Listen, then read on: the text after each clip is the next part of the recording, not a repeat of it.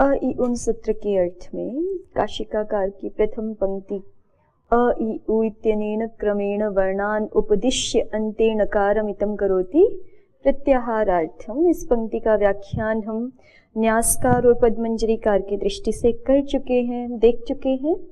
द्वितीय पंक्ति है यहाँ पर तस्य ग्रहणं भवति एकेन उरन् रपरः इति अकारेण। इस पंक्ति का व्याख्यान देख रहे हैं, तो पहले न्यासकार की दृष्टि से इस पंक्ति को देखते हैं। न्यासकार कह रहे हैं एकेन इति सहार्थ योगे तृतीया। एकेन इस पद में हमें तृतीया सुनाई पड़ रही है, और ये किस अर्थ वाली तृतीया है? तो कहा सहार्थ संबंध में तृतीया है, अर्थात एकेन शब्द का अर्थ क्या हो जाएगा? एकेन सह। ठीक है, एकेन का अर्थ क्या हो जाएगा? एकेन सह, ऐसा हो जाएगा। और कहा तस्य इति कर्मणि षष्ठी। तस्य ये षष्ठी सुनाई पड़ रही है, ये कर्म में षष्ठी है। ठीक, तो इस तरह से इन दोनों विभक्तियों का अर्थ सामने रखते हुए कि एकेन का अर्थ है एकेन सह और तस्य का अर्थ है कर्म। ठीक है, तो इस बात को साथ में रखते हुए इस पंक्ति का अर्थ करेंगे तो अर्थ हो जाएगा, तिङन्त में इसको करके देखें स्पष्टता के लिए, तो तम गृह्णाति एकेन उरन् रपरः इति अकारेण। ठीक है, अकारेण सह। तम कम गृह्णाति? तम इत संज्ञकम नकारम गृह्णाति। कह गृह्णाति? आचार्य पाणिनिः गृह्णाति। ठीक है, महर्षि पाणिनिः तम इत संज्ञकम नकारम एकेन अकारेण सह गृह्णाति उरन् रपर इत्यादिषु प्रदेश वाक्येषु। ये अर्थ हो गया ना पंक्ति का। आचार्य उस इत संज्ञक नकार को केवल एक अकार वर्ण के साथ ही ग्रहण करते हैं प्रदेश वाक्यों में। कहाँ प्रदेश वाक्यों में? तो उरन् रपरः इत्यादिषु प्रदेश वाक्येषु। ठीक, उरन् रपरः इत्यादि सूत्रों में। अब इसका ऐसा अर्थ नहीं करना यहाँ पंक्ति का तस्य ग्रहणं भवति एकेन उरन् रपरः इति अकारेण, केवल उरन् रपरः सूत्र के आकार के साथ, ऐसे नहीं।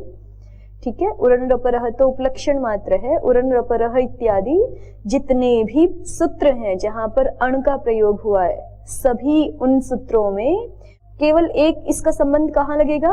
केवल एक अकार के साथ ही नकार का ग्रहण कर रहे हैं, इकार के साथ नहीं कर रहे, उकार के साथ नहीं कर रहे, ये अभिप्राय है।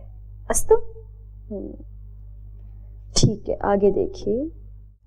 तस्य नकारस्य प्रदेश वाक्येषु संजी प्रत्यायनार्थम एकेन एव अकारेण सह उपादानं भवति।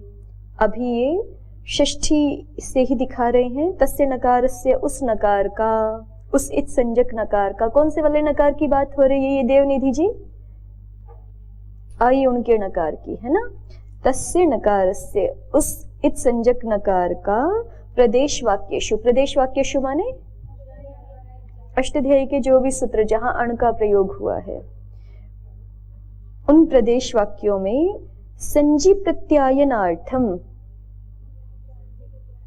प्रदेश वाक्य प्राय करके संज्ञा का उदाहरण दिखाने के लिए दिए जाते हैं ना। जैसे आप काशिका में देखते हो ना, काशिका आप लोगों ने कुछ कुछ तो पढ़ ली है ना मूल, तो वृद्धि राधे चादी जहां भी संज्ञा आएगी वहां पे आचार्य दिखाएंगे प्रयोग कहाँ है इसका, वृद्धि का। तो जैसे निजेर वृद्धि इत्यादिषु प्रदेश वाक्येषु ऐसा लिखा रहता है ना। तो संज्ञा का जहां प्रयोग होता है जिन सूत्रों में, उसको प्रदेश वाक्य कहते हैं उस संज्ञा के लिए। ठीक, तो तस्य नकारस्य, उस नकार का प्रदेश वाक्येषु, प्रदेश वाक्यों में, अर्थात जहां भी अण संज्ञा का प्रयोग हुआ है उन प्रदेश वाक्यों में संजी प्रत्यायनार्थम, संजी प्रत्यायन के लिए, प्रत्यायन के लिए माने ज्ञान कराने के लिए। ठीक है, संजी प्रत्यायन के लिए एकेन एव अकारेण सह उपादानं भवति। एक अकार वर्ण के साथ ही ग्रहण होता है। स ही अकारादीनां वर्णानां अकार सहित एव संज्ञा। स ही, सह कह स नकारः, अकारादीनां वर्णानाम, अकारादि वर्णों की अकार सहितः एव संज्ञा, अकार सहित ही संज्ञा बनता है। वो नकार अकार आदि वर्णों की संज्ञा बन जाता है। किन अकार आदि वर्णों की? अ ई उ, इनकी संज्ञा बन जाता है। किस सहित? अकार सहित ही संज्ञा होता है। न केवल केवल नकार अकेला संज्ञा नहीं है, नापि वर्णांतर सहित, और ना ही अन्य किसी वर्ण के साथ ई उ आदि के साथ मिलकर के संज्ञा बनाता है। केवल वो नकार एक अकार के साथ ही मिलकर के संज्ञा रूप में रहता है। अस्तु। और संज्ञा रूप में रहता हुआ, जैसे अकार नकार अकार के साथ संज्ञा रूप में हुआ तो अण ये स्वरूप बन गया, और फिर अकार आदियों का उसके द्वारा ग्रहण हो जाता है।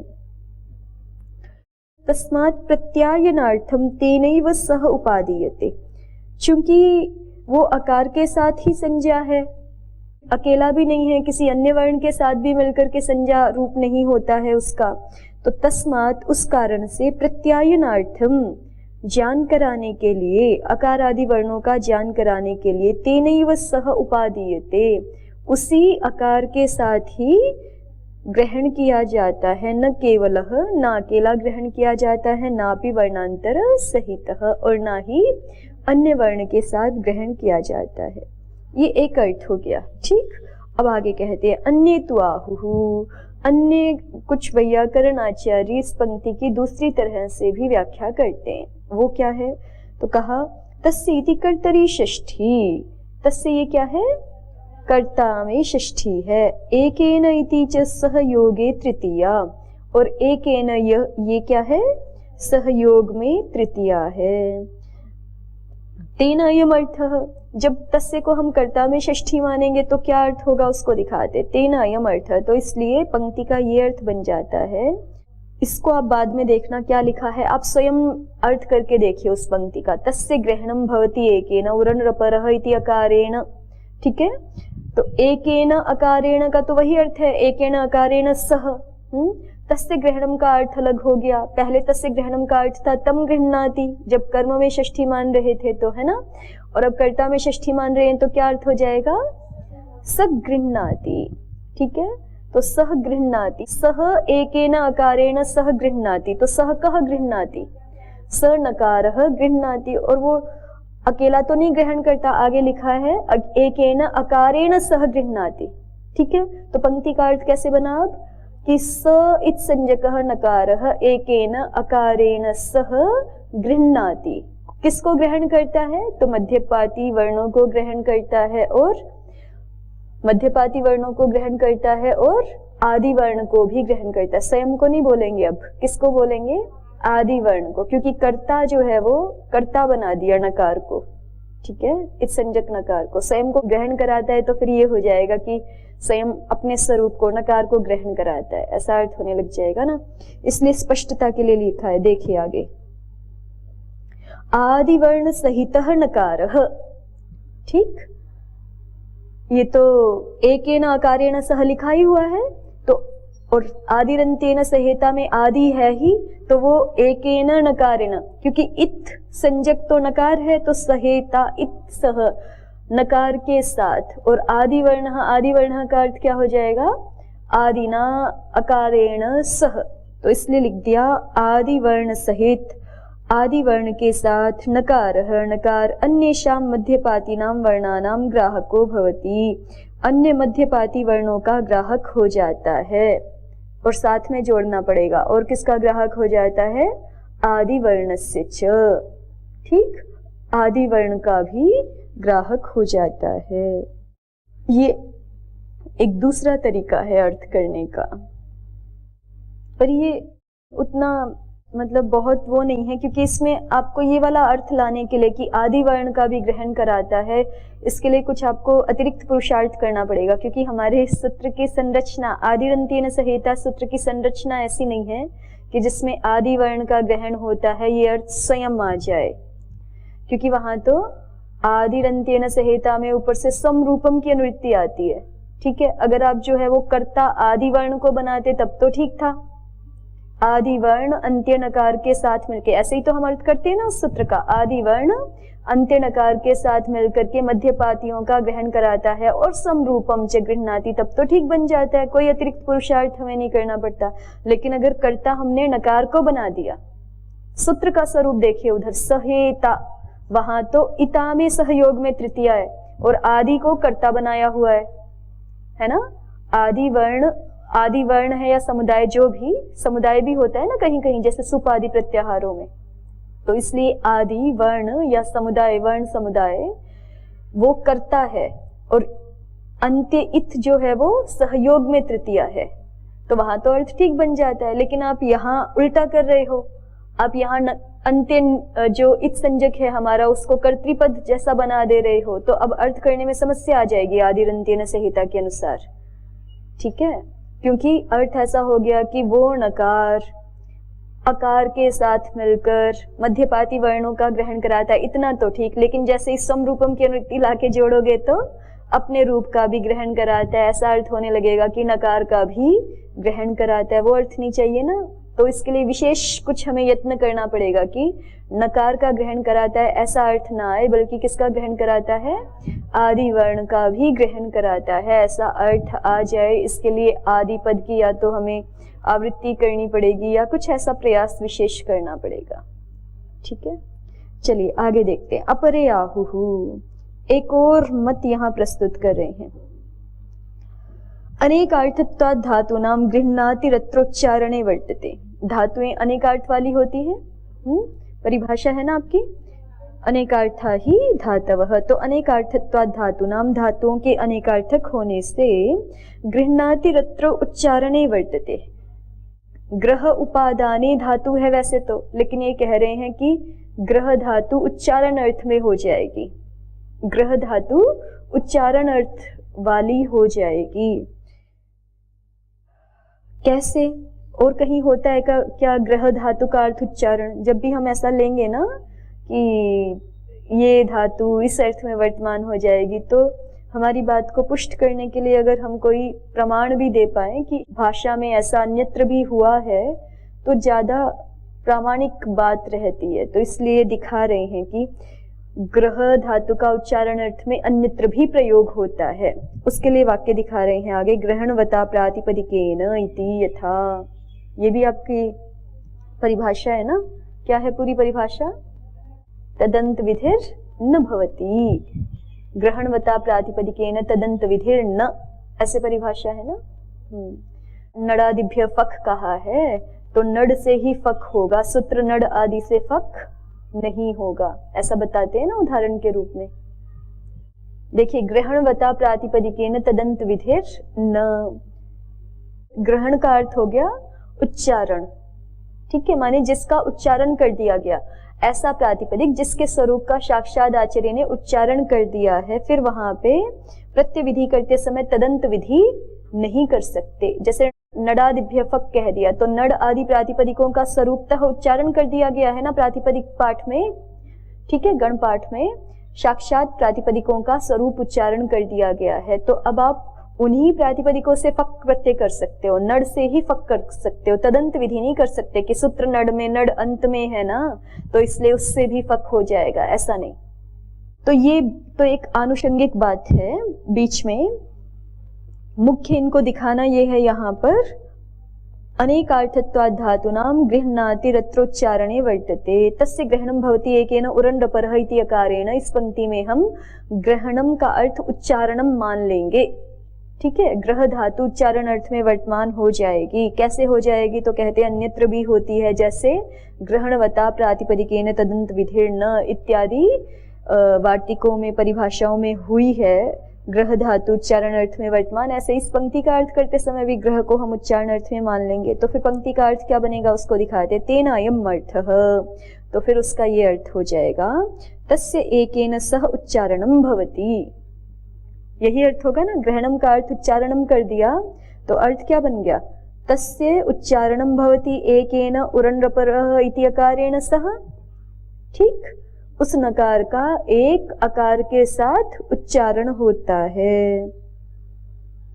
अर्थ तो पहले जैसा ही है लगभग, जैसा पहले पक्ष में किया था ना, उस नकार का एक अकार के साथ उच्चारण होता है, वही अर्थ है, बस केवल ग्रहण का अर्थ उच्चारण करके दिखा दिया है और कोई ज्यादा अंतर नहीं है। अब कहते हैं कि अब एक बात यहाँ पर ये प्रारंभ कर रहे हैं कि आपको कैसे पता चला कि अकार के साथ ही उच्चारण होता है। अष्टाध्यायी में तो इण का प्रयोग भी दिख रहा है हमें, है ना, इण शिद्धम आदि में है, ठीक है, तो वहां पे इकार के साथ भी तो नकार का ग्रहण दिख रहा है। आप कैसे कह रहे हैं कि, या उनादयो बहुलम में है उकार के साथ नकार का ग्रहण दिख रहा है, लेकिन आप तो कह रहे हैं कि एक अकार के साथ ही नकार का ग्रहण होता है, अन्यत्र नहीं होता, कैसे, उस पे चर्चा कर रहे हैं। आगे देखिए, अथ इणः शिद्धम इत्यत्र इकारेण अस्य ग्रहणम न भवति इति कुतो अवसितम। इणः शिद्धम में रूप तो इण दिख रहा है ना, या इणो यण में रूप तो इण दिख रहा है, तो हमें कैसे पता चलेगा कि ये प्रत्याहार इण नहीं है। ठीक है, ये प्रत्याहार इण नहीं है, अर्थात यहाँ पे नकार के साथ इकार का ग्रहण नहीं हुआ है, ये कैसे पता चलेगा। कुतो अवसितम, कुतो अवसितम माने कुतः निश्चितम, कैसे निश्चय किया। अचिष्णु धातु भ्रुवाम योः, तो उत्तर दे रहे हैं, अचिष्णु धातु भ्रुवाम योः, इस सूत्र से इकार उकारयोः संसृज्य निर्देशात, इकार और उकार का संसर्ग करके निर्देश करने से, अर्थात द्वंद्व करके निर्देश करने से, ठीक है, उसको मिला करके पढ़ने से। आचार्य ने यहाँ पे अचिष्णु धातु भ्रुवाम योर यंगु वंगौ, इवर्णांत वर्णांत दो प्रकार की धातुएं कहना चाहते हैं, तो ई उ का ग्रहण करना था ना, ई उ का ग्रहण करने के लिए इन प्रत्याहार का भी प्रयोग कर सकते थे, लेकिन इन का प्रयोग ना करके क्या प्रयोग किया है, योः। योः कैसा प्रयोग है, इश्च उश्च इति यू, तयोः योः, ऐसे द्वंद्व समास करके निर्देश किया है ना, षष्ठ्यंत पद है ये हमारा योः, षष्ठी द्विवचनांत, इतरेतर योग द्वंद्व हो रहा है, इश्च उश्च इति यू तयोः योः, ऐसा करके निर्देश किया है, तो इकार उकार का द्वंद्व करके निर्देश कर दिया। इससे हमें पता चलता है कि आचार्य इन प्रत्याहार नहीं बना रहे हैं, अगर इन प्रत्याहार बनाते तो इस सूत्र में भी इनका ही प्रयोग करते ना।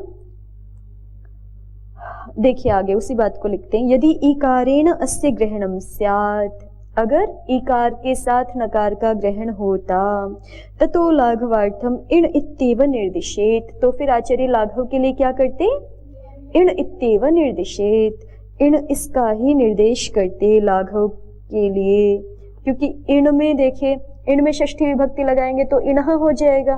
कितनी मात्राएं हुई गिनिए, ई एक मात्रा, णकार आधी मात्रा, अकार एक मात्रा और विसर्ग आधी मात्रा, कितनी मात्रा हो गई, 3।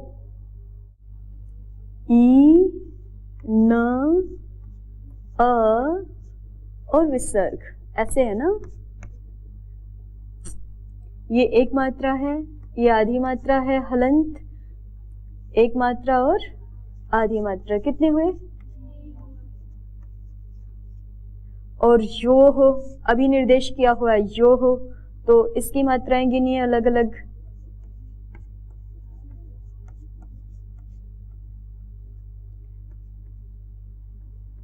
आधी मात्रा और ये आधी मात्रा और ये 2 मात्रा और ये आधी मात्रा, कितने हो गए, तो लघु कौन है, अगर इण होता आचार्य के पास, इण प्रत्याहार बनाया गया होता तो लघुता के लिए क्या प्रयोग करते, इणः प्रयोग करते, वैसा प्रयोग ना करके क्या किया है, योः निर्देश किया है। तो इससे पता चलता है कि आचार्य के पास इण प्रत्याहार नहीं है, उन्होंने इण प्रत्याहार नहीं बनाया, माने कुछ संकेत स्पष्टता से सीधे सीधे साक्षात नहीं मिलते, लेकिन आचार्य के निर्देशों से हमें पता चलता है। तो आचार्य का जो ये निर्देश है, अचिष्णु धातु भ्वाम योर यंगु वंगौ सूत्र का योः निर्देश हमें बता रहा है कि आचार्य ने अपने शास्त्र में इन प्रत्याहार का प्रयोग नहीं किया है, यदि किया होता तो यहाँ पर भी करते, ठीक है, लाघव प्रयोजन के लिए यहाँ भी करते। देखिए आगे दिया है, योः इति संसृज्य निर्देशे अर्धचतस्रो मात्राः भवन्ति। योः, जब ये हम संश्लिष्ट निर्देश करेंगे, इवर्ण उवर्ण का द्वंद्व करके निर्देश करेंगे, तब मात्राएं कितनी हो जाती हैं? अर्धचतस्रः मात्राः। आधी है चतुर्थी जिनमें, ठीक है, आधी है चतुर्थी मात्रा जिनमें, ऐसी अर्धचतस्रः मात्रा हमारे 3.5 मात्राएं हो जाती हैं। इण इति निर्देशे तिस्रः। इण इति ऐसा लिखा है, हाँ वो अलग होना चाहिए, इण इति। यहाँ पे तो बिना विभक्ति का प्रयोग करके दिखा दिया ना, षष्ठी विभक्ति लगा के दिखाना चाहिए, इति। इणः इति ऐसे होना चाहिए प्रयोग यहाँ पे। इण इति निर्देशे तिस्रः, और इणः यदि ऐसा प्रयोग करें तो फिर 3 मात्राएं होती हैं। तत्र लघीयसान्यासेन सिद्धे यद् गरीयांसं प्रयत्नम् आरभते ततो ज्ञायते नास्य नकारस्य ईकारेण ग्रहणं भवतीति।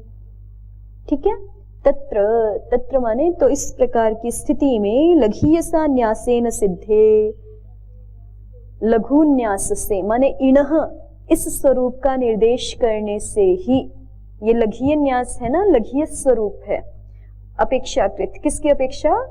योः की अपेक्षा। लघु न्यास क्या है? इणः। उससे ही बात सिद्ध हो जाने पर आचार्य को जो निर्देश करना है 2 वर्णों का, इवर्ण उवर्ण का, वो निर्देश तो इणः से भी सिद्ध हो जाएगा, लघु न्यास से भी सिद्ध हो जाएगा।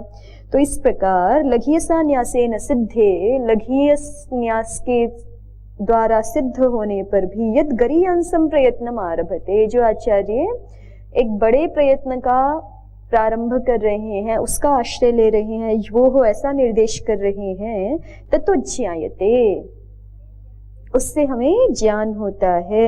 नास्य नकारस्य इकारेण ग्रहणं भवतीति, कि इस नास्य नकारस्य, इस नकार का, कौन से नकार का? अ इ उण वाले नकार का इकारेण ग्रहणं भवतीति, इकार के साथ ग्रहण नहीं होता है। ठीक है, नास्ते नकारस्य इकारेण ग्रहणं भवतीति, इस नकार का इकार के साथ ग्रहण नहीं होता है। और उकार के साथ तो नहीं होगा, क्योंकि उण अगर बनाएंगे तो एक ही वर्ण ग्रहण करेंगे, तो उण क्यों बनाएंगे, सीधा उ ही निर्दिष्ट कर देंगे ना फिर तो। ठीक है, हाँ। इह तरही, उसको दे भी रहे हैं आगे, देखिए। इह तरही क्रीवापी जीमी स्वदी साध्य शुभ्य उण इति उकारेण ग्रहणं कस्मान्न भवति। ठीक है, इन की तो बात हो गई कि इणः शिध्वम आदि में या इणो यण आदि में इन प्रत्याहार नहीं है। ये हमें कहाँ से ज्ञात हो गया? आचार्य के अचिष्णु धातु भ्रू सूत्र वाले योह निर्देश से पता चल गया कि आचार्य अपने शास्त्र में इन प्रत्याहार का प्रयोग नहीं कर रहे हैं। ठीक है, तो जहां इन है माने वो इन गतौ धातु का प्रयोग होगा। अब उन पे बात आ गई कि उकार के साथ भी नकार का ग्रहण हो सकता है, क्यों नहीं होता? जैसे उणादयो बहुलम वाले उण में मान लीजिए, यही वाला उण है ना, ये उणादयो बहुलम वाला उण इसी सूत्र से है ना, क्रीवापा जीमी सदी साध्य शुभ्य उण इति उकारेण ग्रहणं कस्मान्न भवति। ये प्रश्न आया तो उसको कहते हैं उकाराद अन्यस्य ग्राह्यस्य अभावाद। अगर हम उन प्रत्याहार बना भी दें तो उसका ग्राह्य कौन होगा? केवल उवर्ण ही होगा, अन्य कोई तो ग्राह्य होगा नहीं। तस्य च स्वरूपेणैव निर्देशात्, उसका तो स्वरूप मात्र से निर्देश कर देंगे, फिर उसमें अनुबंध लगा के क्यों पढ़ना है? जब एक ही वर्ण का ग्रहण होगा उन प्रत्याहार बनाने पर भी, तो हम प्रत्याहार बनाने का झंझट क्यों करेंगे? उसी वर्ण का ही साक्षात ग्रहण कर देंगे, क्योंकि कोई लाघव या कोई इस प्रकार का लाभ तो हो नहीं रहा ना प्रत्याहार बनाने से वहां पर। तो इसलिए नकार उकार के साथ ग्रहण नहीं होता है। ठीक है, अब इस पंक्ति के बारे में तस्य ग्रहणं भवति एकेन उरण रपरः इति अकारेण, इसके बारे में न्यासकार ने जो बातें कही सो हमने देखी न्यास व्याख्या के माध्यम से। अब पद्मंजरी की दृष्टि से देखिए। तस्य इत्यादि, तो पहला व्याख्यान कर रहे हैं। तस्य इति कर्मणि षष्ठी, तस्य ये कर्म में षष्ठी है। ग्रहणम उपादानम, और ग्रहण का अर्थ क्या है? उपादान।